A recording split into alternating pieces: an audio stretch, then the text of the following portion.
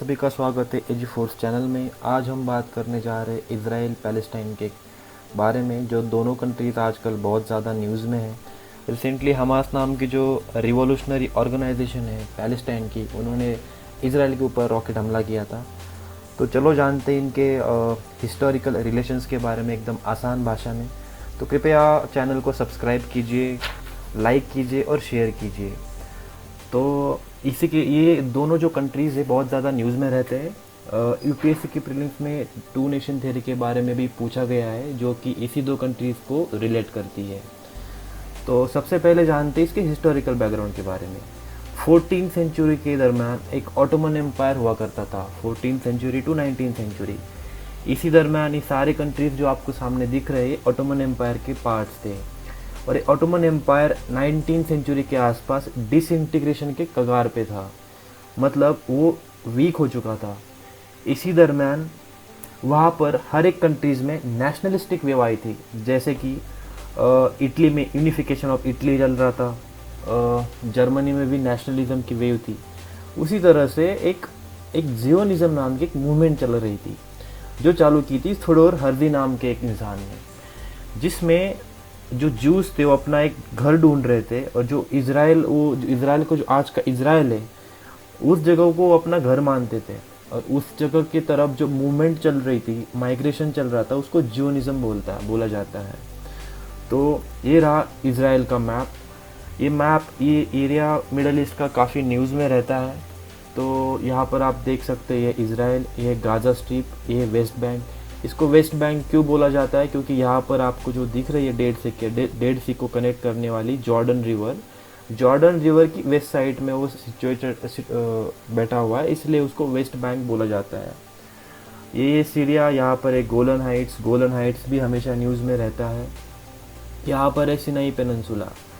तो चलो जानते हैं अभी हिस्टोरिकल रिलेशंस के बारे में। तो फर्स्ट वर्ल्ड वॉर के आसपास एक डिक्लेरेशन किया था यूके में। आज जैसे यूएस का वर्ल्ड में हर जगह प्रेजेंस है, वैसे उस टाइम पे यूके का सबसे बड़ा प्रेजेंस था। तो हर जगह उनका कोई ना कोई इन्वॉल्वमेंट रहता ही था। उस टाइम पे एक बेल्फोर नाम का डिक्लेरेशन यूके ने पास किया था, जो कि बोला जाता है इसका रूट कॉज है इस कॉन्फ्लिक्ट का।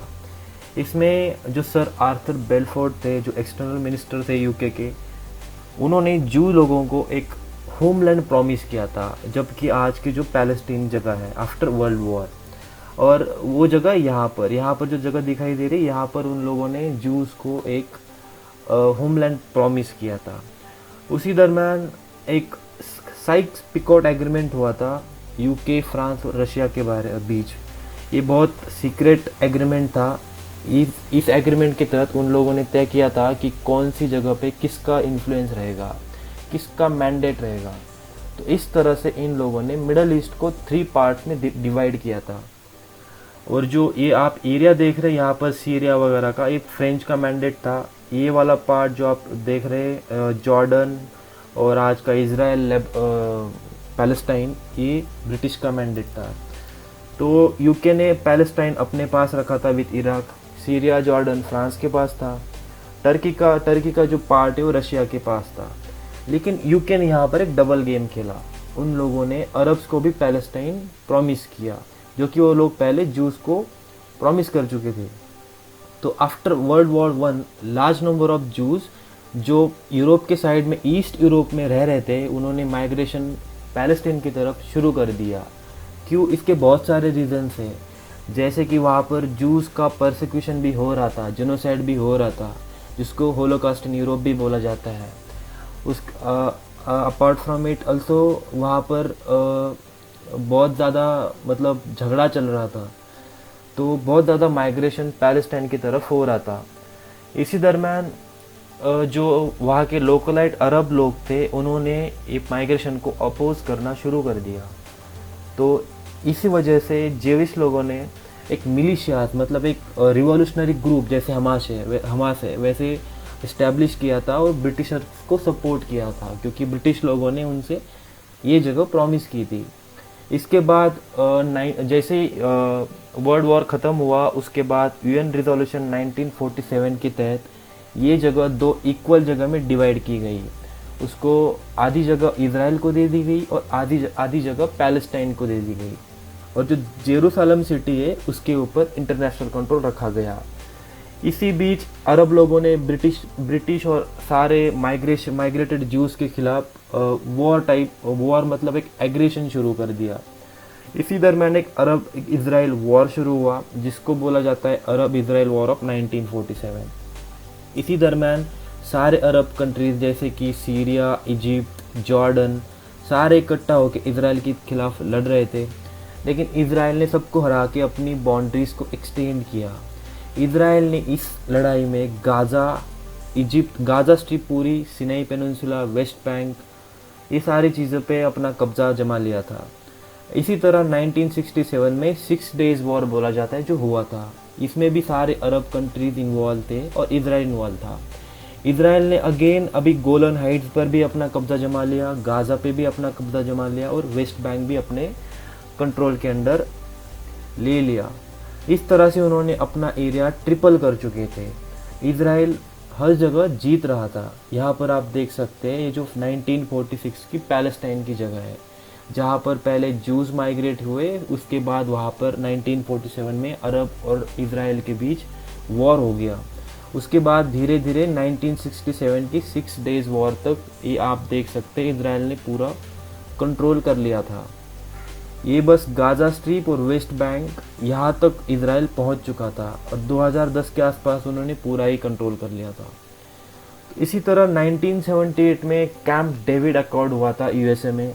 वहाँ पर दोनों कंट्रीज़ के बीच समझौता हुआ, जहाँ पर इजिप्ट को सिनाई पेनिनसुला इज़राइल से रिटर्न मिल गया और बदले में इजिप्ट ने स्टेट ऑफ इज़राइल को रिकग्निशन दे दिया। इसी दरम्यान जो पैलेस्टाइन के लिए लड़ रही थी पैलेस्टाइन लिबरेशन ऑर्गेनाइजेशन, उन्होंने इस प्लान को अपोज कर दिया था। पैलेस्टाइन लिबरेशन ऑर्गेनाइजेशन इसी दरम्यान वर्ल्ड टेररिस्ट ऑर्गेनाइजेशन यूएन की तरफ से डिक्लेयर की गई थी। यहाँ पे आप देख सकते हैं। तो इसी तरह ये हुई बात 1978 की। इसके बाद 1987 और 1993 के बीच वहाँ पर फिर से कॉन्फ्लिक्ट होना शुरू हो गया था। एक तरफ पैलेस्टाइन लिबरेशन ऑर्गेनाइजेशन पैलेस्टाइन के लिए लड़ रहा था, तो दूसरी तरफ एक नया रिवॉल्यूशनरी मिलिशिया और एक एक्सट्रीम रिवॉल्यूशनरी ग्रुप हमास जो कि उभर रहा था उसी जगह। हमास जो बहुत एक्सट्रीम था, वेयर एज जो पैलेस्टाइन लिबरेशन ऑर्गेनाइजेशन था वो थोड़ा सा मतलब बात करने में शांति चाहता था इस एरिया में। जैसे कि दूसरी जगह हमास पूरी तरह से इज़राइल को मिटाना चाहता था।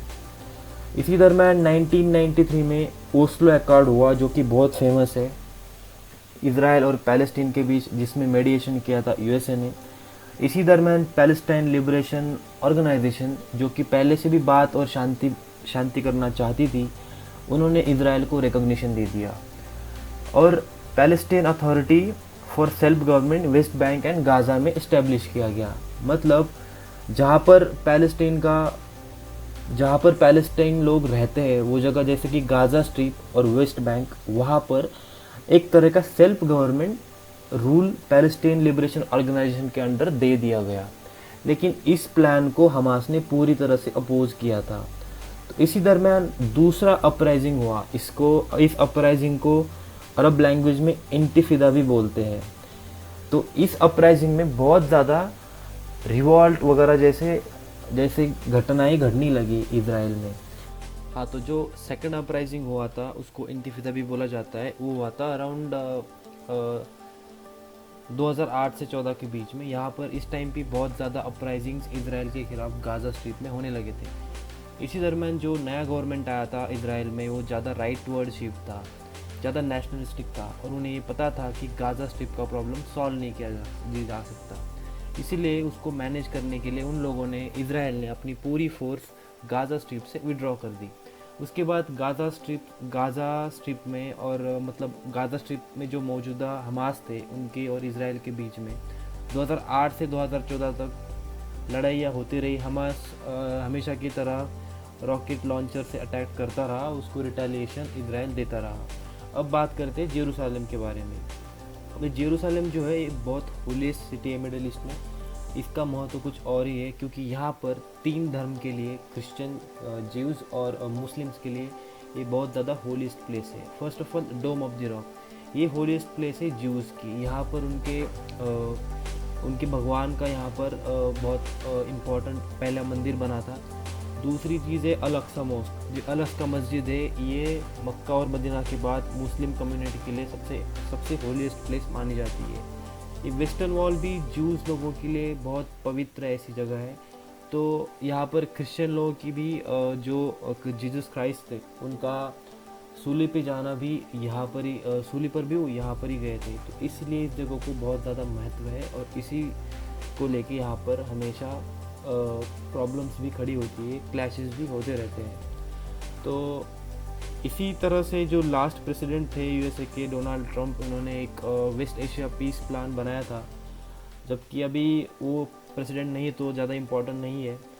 तो अगर आपको ये वीडियो अच्छा लगा हो तो आप लाइक कर दे, शेयर कर दे, कमेंट कर दे। अगर आपको कोई चीज़ समझ में नहीं आए तो प्लीज़ कमेंट करके बता देना। Hope you guys like the video.